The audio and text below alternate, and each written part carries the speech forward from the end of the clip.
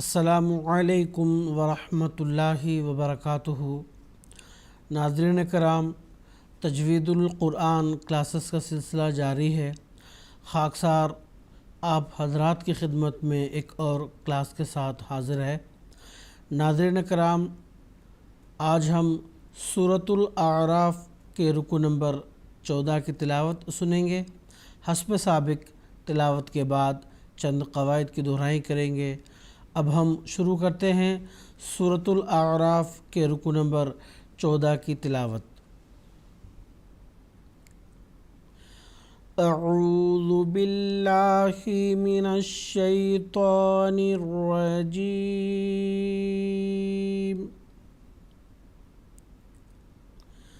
بسم اللہ الرحمن الرحیم۔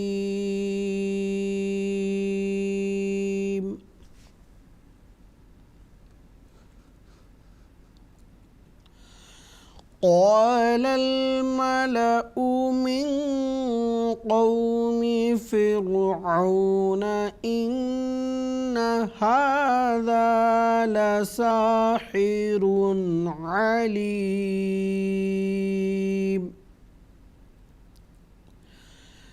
يريد أن يخرجكم من أرضكم فماذا تأمرون؟ قالوا أرجه وأخاه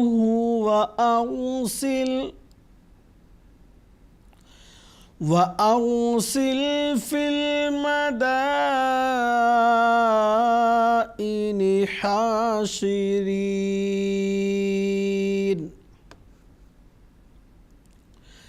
يأتوك بكل ساحر عليم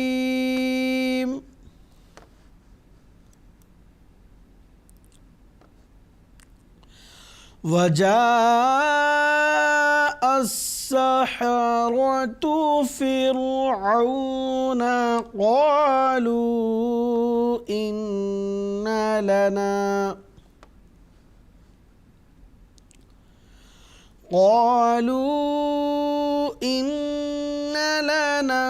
لأجرا إن كنا نحن الغالبين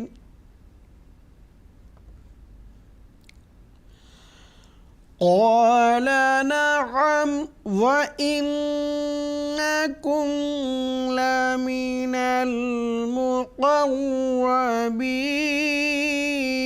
المقربين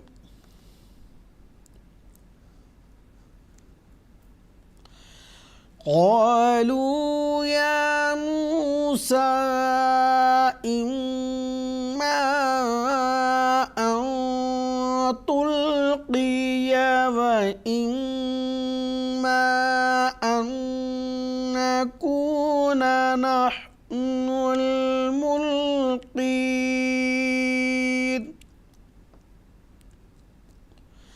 قال ألقوا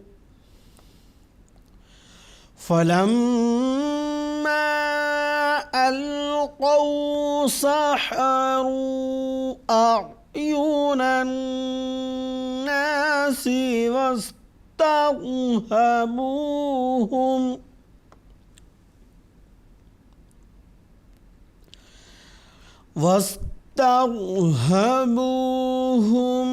وجاءوا بسحر عظيم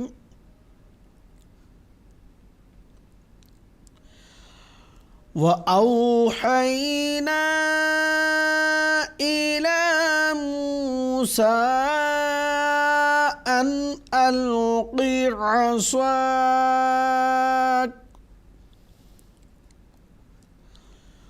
فإذا هي تلقف ما يأفكون فوقع الحق وبطل ما كانوا يعملون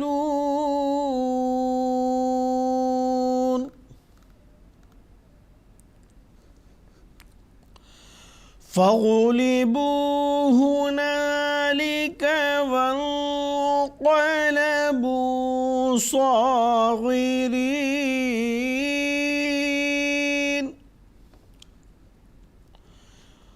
وألقي السحرة ساجدين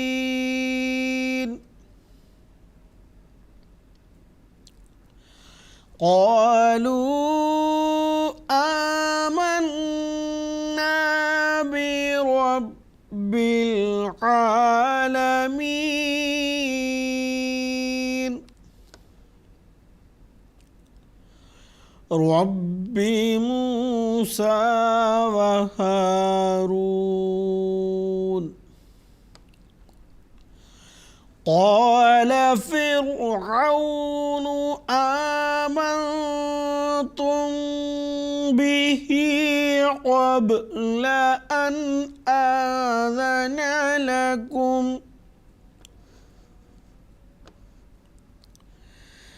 إن هذا لمكر مكرتموه في المدينة لتخرجوا منها أهلها فسوف تعلمون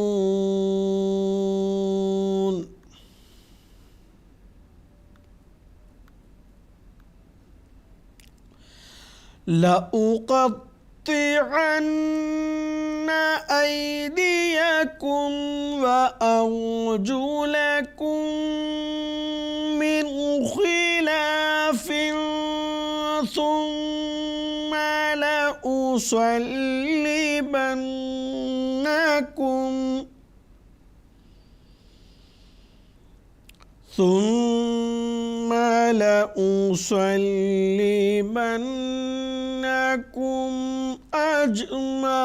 أجمعين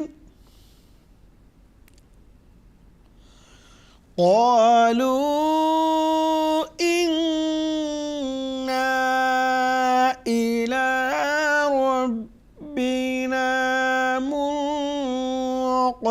منقلبون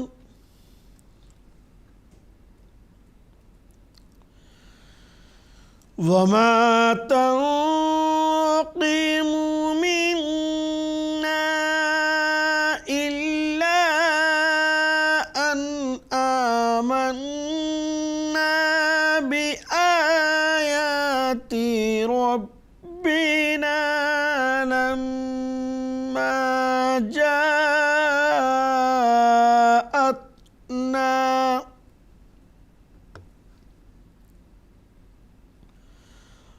ربنا أفرغ علينا صبرا وتوفنا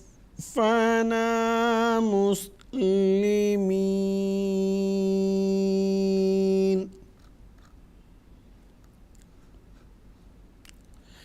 ناظرین اکرام، اب تک ہم سورۃ الاعراف کے رکوع نمبر 14 کی تلاوت سن رہے تھے۔ اب حسب سابق ہم چند قواعد کی دہرائی کریں گے۔ سب سے پہلی آیت قال الملأ، قاف یہ حروف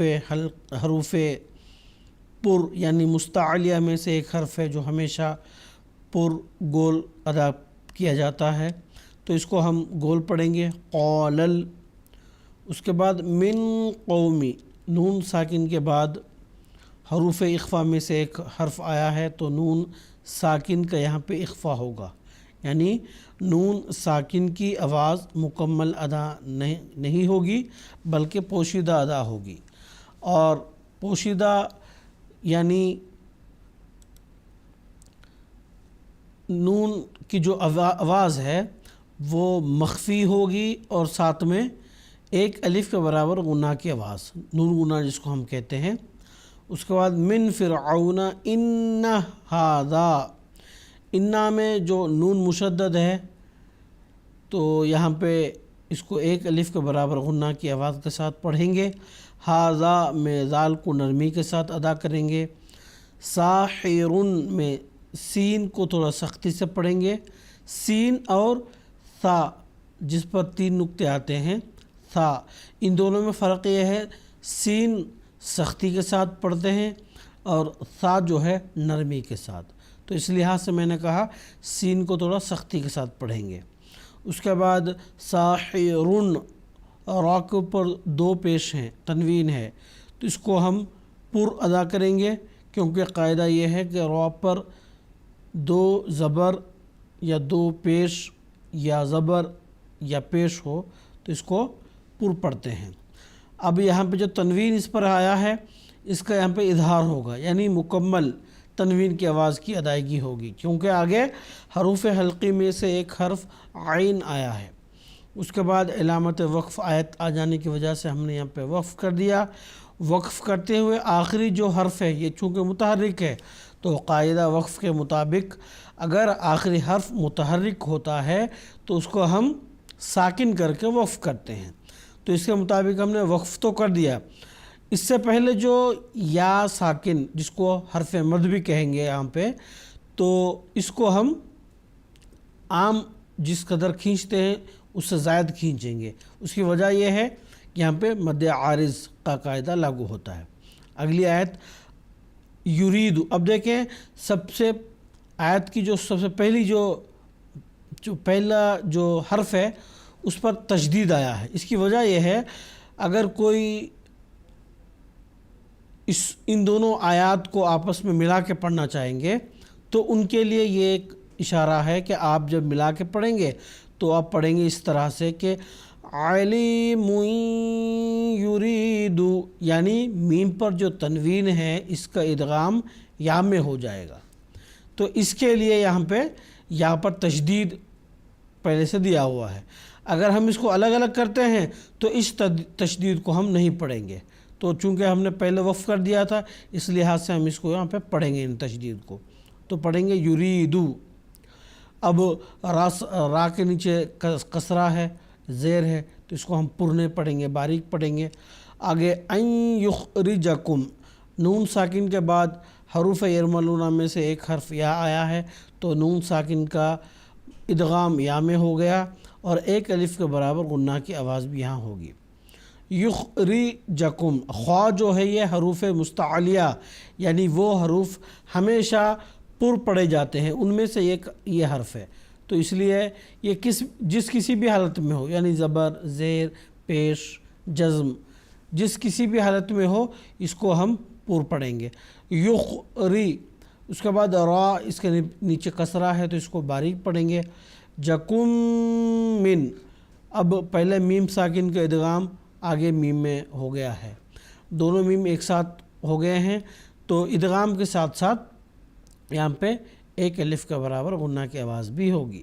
اس کے بعد من ارضکم، اب نون ساکن کے بعد حروف حلقی میں سے ایک حرف حمزہ آیا ہے تو اس نون ساکن کے یہاں اظہار ہوگا، یعنی اظہار مطلب مکمل اس کی آواز کی ادائیگی ہوگی اور کسی قسم کوئی غنہ کی آواز نہیں ہوگی۔ اس کے بعد ارضکم، اب را ساکن یہاں پر ادا کیا جائے گا، اس کی وجہ یہ ہے را ساکن سے قبل حرف پر اگر زبر اور پیش آتا ہے تو را ساکن کو پر یعنی گول پڑھتے ہیں، یہ قاعدہ ہے، اس قاعدہ کے مطابق ہم اس کو گول پڑھ رہے ہیں۔ آرو، اس کے بعد ضاد، یہ تو ہمیشہ پر ہونے والے حروف میں سے ایک حرف ہے تو اس کو ہم پر پڑھیں گے۔ آگے جیم جو علامت وقف ہے وہ آیا ہے تو ہم نے یہاں وقف کر دیا۔ اس کے بعد فما، ذال کو نرمی کے ساتھ پڑھیں گے، جس طرح سے سین اور ثا میں نے فرق بتایا تھا کہ سین سخت اور ثا جس پر 3 نقطے ہوتے ہیں اس کو نرم پڑھتے ہیں، اسی طرح ذال کو نرم پڑھتے ہیں اور زا جس کو ہم زے بھی کہتے ہیں اس کو سخت پڑھتے ہیں، تو ذال جو ہے یہ ہمیشہ نرمی کے ساتھ ادا ہوتا ہے. تو یہاں ہم پڑھیں گے ذا. اس کے بعد تا جو ہے یہ باریک پڑھیں گے. تا اور طا جس کو توئے کہتے ہیں، ان دونوں میں فرق یہ ہے، تا جو ہے باریک ادا ہوتا ہے اور توئے جس کو ہم کہتے ہیں اس کو پر پڑھیں گے ہمیشہ. اس کے بعد یہ جو حمزہ پر جزم ہے اس کو جھٹکے کے ساتھ تا اس کو ہم پڑھیں گے. اس کے بعد علامت وقف آیت آ جانے کی وجہ سے ہم نے وقف کر دیا.